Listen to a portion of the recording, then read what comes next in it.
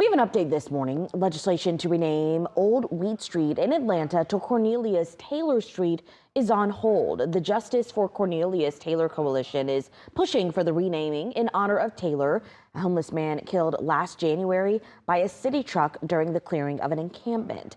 Legislation for the name change was set to be introduced today, but Atlanta City Councilwoman Kelsey Bond tells us the city needs more time because a street name change is a tedious process.